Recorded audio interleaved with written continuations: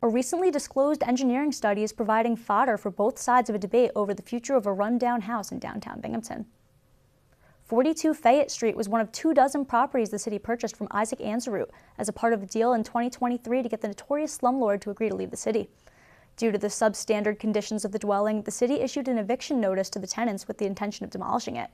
Mark Yanati, owner of the neighboring property that houses the VA clinic, submitted an offer in which he would tear down the structure and expand his parking lot. But tenant Paul Sidorsky objected, saying he had invested his own money in the house and refusing to leave.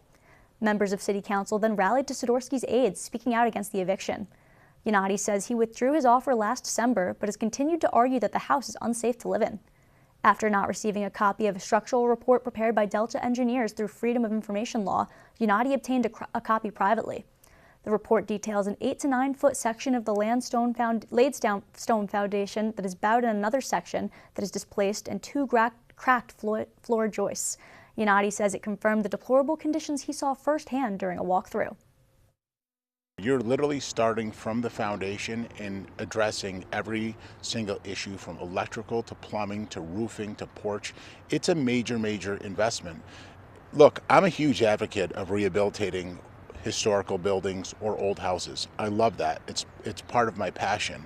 But you also have to be realistic about what can be done and what can't be done. This is a prime example of a house that should be demolished in the city of Binghamton. City Council Majority Leader Rebecca Rathmel says the Delta report also lists suggestions on how to repair the problems. She's supporting legislation to sell the property to Sidorsky for $500. Rathmel believes Sidorsky can access programs meant to support veterans and first-time homebuyers in securing money to make the repairs. And she argues that if the house is so unsafe, the city's code department would have condemned it. Rathmel says the housing needs of low-income residents should be the center of their concern.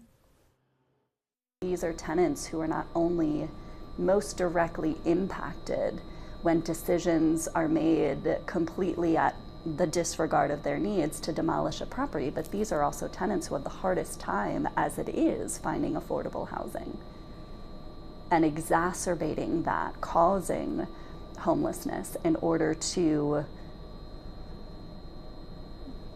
expand a parking lot. Yanati says his offer had more to do with eliminating an unsafe eyesore than creating what would amount to maybe 5 more parking spots. And he says he does not advocate making Sidorsky homeless, as some have suggested. The legislation to sell the property to Sidorsky is scheduled to be considered at Monday's City Council work session.